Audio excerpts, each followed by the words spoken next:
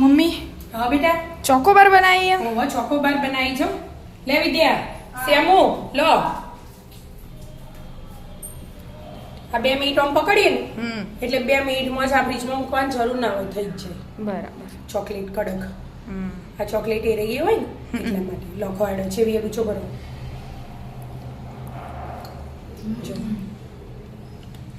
चेविया Mastan mummy Chevy ते बनाई હેડ શીખવાડું તને हेडो એનો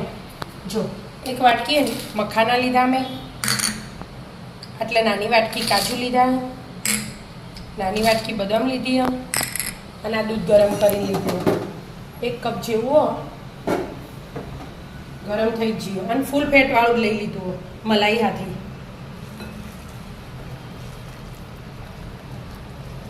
અડધો કલાક પલાળીને રહેવા દેવાનું અડધો तो થઈ છે હો બેટા અડધો કલાક થઈ છે જો દૂધ ગરમ હતું એટલે હવે ઠંડુ એ થઈ ગયું અને બધું ફોગાઈએ છે કાજુ બદામ અને મખાના મોટું મોટું હોય એટલે એકદમ ઝીણું પીસી લેવાના હોય આપણે बराबर मस्त झीणું झीणું પીસી લે હા પીસી લો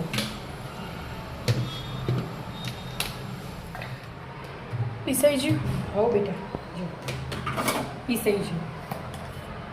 એકદમ ઝીણું ઝીણું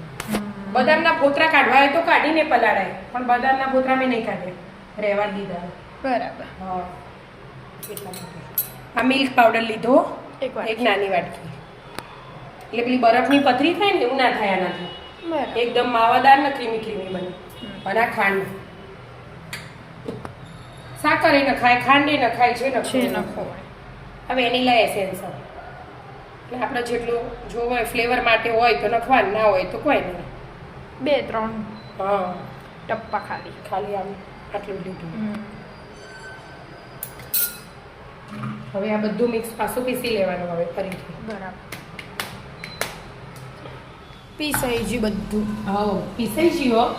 પણ હજી આ ક્રીમ નાખવાની બાકી છે એટલે આપણે બજારની ક્રીમ નહીં લાયા ઘરનું દૂધ ગરમ કરેલું હોય ને એની ફ્રેશ ક્રીમ લઈ લીધી મેં ડાયરેક્ટ જ બરાબર જેટલી 1-2 ચમચી એડ કરવી હોય ને એ કરી દેવાય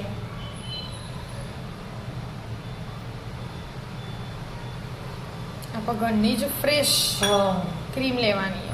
એક ચમચી જે 2 ચમચી જેટલી થઈ જાય રહી ના એક વાટકી ભરાઈ જાય રે હા વાટકી ભરાઈ જાય એકદમ ક્રીમી બનાવવાની હોય એટલે બરાબર આપણે આપણે એટલી ક્રીમ લઈ લીધી વેનીલા આઈસ્ક્રીમ છે એવી ક્રીમી વાળી હોય એવી એક વાટકી ક્રીમ લીધી આપણે એક વાટકી ક્રીમ લીધી જે વાટકીનું આપણે માપ લીધું હતું ને હા એ જ વાટકી થોડું પાછું પાછું બધું પીસી દેવાનું બરાબર હા એ પીસાઈ જ હવે ક્રીમ આમ તો પહેલા યાદ ના આવે ને કે બધું હાથે જ પીસી હાથે કાઢો પીસાઈ જાય હવે ક્રીમ રહી જાય જો ઓ એકદમ મસ્ત ગેસ ચાલુ કરવાની જરૂર હોય ના મસ્ત બન્યું હા આવી રીતે જમાઈ દઈએ ને એનું આપણે હા ફ્રીજમાં હા તો વેનીલા આઈસ્ક્રીમ તૈયાર આપણે નોર્મલ કુલ્ફી કહીએ કુલ્ફી તૈયાર થઈ જાય હા પણ આજ તો આપણો ચોકોબાર બનાવવા આજ તો ચોકોબાર બનાવ તે ચોકોબાર બનાવતો તો 2 દિવસ તો થવાના જ છે ખાવાના જ છે એટલે આજે જમાઈશું આપણે મોલ્ડ લઈ લીધા હવે આપણે બધા શેપ અલગ અલગ પાછા આમાં અલગ અલગ એટલે હવે મોલ્ડમાં ખાલી પહેલા આરી જોમાં દે પછી ચોકલેટ વાળું કાલ પ્રોસેસ કરીશું પહેલા આ જોમી જાય ને પછી હા આ ભર દઈએ બધું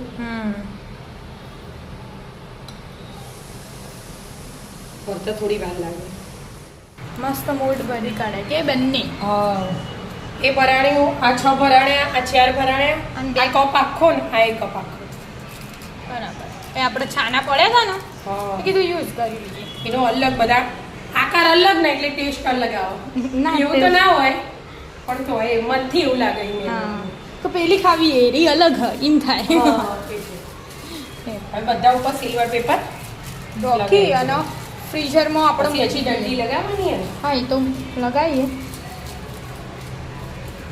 હવે થોડુંક સરીથી ઓલ પાડી દેવાનું તો જ ફાવશે આમ જરાક કરી દેવાનું નાનું કાણું હવે આ છે જ સ્ટીક એ રહી છે બસ આવી રીતે બધી લગાવી કરી દેવાનું પછી ફ્રીજમાં મૂકી દેવાનું મસ્ત પેક થઈ જાય. હમ આના આવો જુગાડ કર્યો હા વધ્યા હતા આના એ આના લગાયા એવી રીતે આના આવી રીતે હવે બધું ફ્રીજમાં ગોઠવી દઈએ આપણે રાત્રે બનાવીએ એટલે સવારે કાલે જોઈશું કેવી જામી હા પછી ચોકલેટ બનાવીશું મસ્ત સેટ થઈ જશે તો ચોકલેટમાં ડીપ કરીને પાછું મૂકી દઈશું બરાબર સવારે જોઈએ ડીપ કરવાની જરૂર નહીં ડીપ કરી અને પછી તરત જ ખાવા મળવાનું લેડો કાલ સવારે મળીએ તા સવાર પડી ગઈ અને ચોકલેટ લાવી દીધી ચોકલેટ ચોકલેટ લાવી નહીં દીધી કેન્ડી ચોકલેટ તો Candy. ગરમ ગરમ મૂકી ચોકલેટ ઓગાળવાનું મેલ્ટ થવા ડબ હજુ પાણી લીધું અને ઉપર ચોકલેટ એટલે ને મસ્ત મેલ્ટ થાય હા આપણે કેન્ડી એ મસ્ત આવી જોઈએ મસ્ત જોમી જઈએ ને મમ્મી હા મસ્ત જમે જો જોમી જાય હા બહાર નીકળી જાય ફટાફટ મસ્ત ચોકલેટ હવે ચોકલેટ ઓગળશે અને આ કેન્ડી થઈ પછી એટલે મસ્ત ચોકોબાર બનશે મસ્ત કેન્ડી તો થઈ જ જઈએ આપણો આવું ગરમીની ઓર રાખવી પડશે તરત જ ઓગળી જશે આ કાઢી દીધું અને આ ઓગાળી નહીં આપણી લ્યો એ હોય ફટાફટ થઈ જશે હા ફૂલ ગેસ તમે રાખે ને ફટાફટ મેલ્ટ થાય છે હા ચોકલેટ મેલ્ટ થવા માંડી હા ગેસ બંધ કરી દીધો પાણી ગરમ હોય ને હા એટલે થઈ ફટફટ થઈ જાય એટલા માટે હવે એમાં બટર મમ્મી એડ કરી દો હા હાલ જ આ કરું બધી હાથે થઈ જાય હા. હજુ આ બટર લીધું આટલું રિફાઇન ઓઇલ હોય તો એ રિફાઇન ઓઇલ એ નખાય હા. બટર ના હોય ને તો બેમાંથી ગમે તે એડ કરી દેવાય એટલે એકદમ શાઇનિંગ વાળી થઈ જાય ચોકલેટ હવે એને મેલ્ટ એટલા થવા દો માટે. એટલા ના આપણે હા કેન્ડી એટલામાં આ જો આવે ને આ તો નીકળી જાય એટલે એને પાણીમાં પલાળવાની જરૂર નહીં એ મોડ નથી પણ આને પલાળવું પડશે એમ. તો ફટાફટ નીકળી જાય આવી રીતે પાણીમાં હોય ને પલાળી હોય જો આખું આવી ગયું હા અને આપણે વધ્યું હતું ને એ ભર્યું હતું થઈ જશે મમ્મી બહાર કાઢ દે પેલું હલાવી જો ને થઈ જ જાય લાગો થઈ જઈએ થઈ જાય 2 મિનિટમાં તૈયાર હવે બટર બટર હાલ જ. ઓગળે ને બટર ઓગળે એટલી જ વારે ચોકલેટ તો થઈ જાય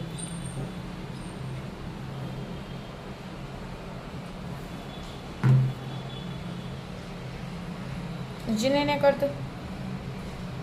ચોમીજુ લાગો થોડું આડું કરીને કાઢ ને નીકળી જશે ઘડીમાં પાણી રાખો ને એવું હા. હા તો ઘડી વાર રાખો તાણે એટલા તો બટરે મેલ્ટ મેલ્ટ થઈ થઈ જશે જાય ચોકલેટ તો મસ્ત મેલ્ટ થઈ જાય હવે બીજું હવે એના મોટા બાઉલમાં લઈ લઉં હું. બરાબર વિદ્યા આ બાઉલ પકડજે બેટા ગેસ બંધ કર્યો આર્યું એટલે અંદર ડીપ કરતો ફાવા કે મોટું બાઉલ લઈએ ને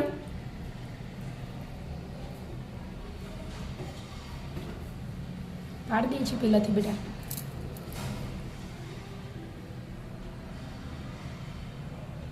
ઠંડુ થઈ ગયું હવે બેટા હવે? આ ચોકલેટ થોડી ઠંડી થવા દેવી પડે ગરમ ના ગરમમાં ના ડબુડાય બરાબર એટલા માટે હું આ બીજી એ કાઢી દઉં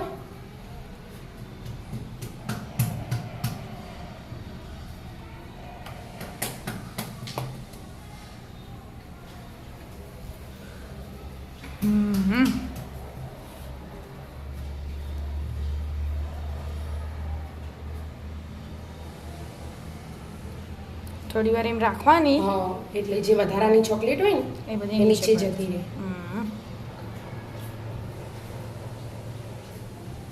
જો મસ્ત થઈ જાય આ બરફ Shining, ઉપર shining. મૂકો ઘડીક વાર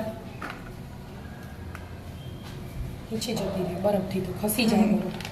એ બરફ ગરમીના લીધે બધું ઓગળી ઓગળી જાય બીજું કઈ નહીં વિદ્યા લો પકડજો હવે આ કાજુ બદામ વાળું હોય એનું હવે આપણે કાજુના ટુકડા રાખ્યા હોય હમ એ આમાં એડ કરી દેવાના પછી એ લાગી જશે જોજો આપણે બહારથી લાવીએ એટલે હોય ને ઝોલો બાર બની જાય હા એવી રીતે ડબલ વાર લેયર બનાવવાનું હમ એટલે જો, એકદમ મસ્ત મસ્ત ઝોલો બાર તૈયાર તૈયાર ના ચોકો બાર કહો ઝોલો બાર કહો જે કહેવું એ કહેવાય હમ લેડો તા. આવી જાઓ આવી રીતે મિત્રો, મસ્ત બધી તૈયારી કરી હા, દઈએ. આવી રીતે આ બધી કાઢી દો આવો આવી જાઓ મસ્ત મજાની ચોકોબાર ખાવા રાધે રાધે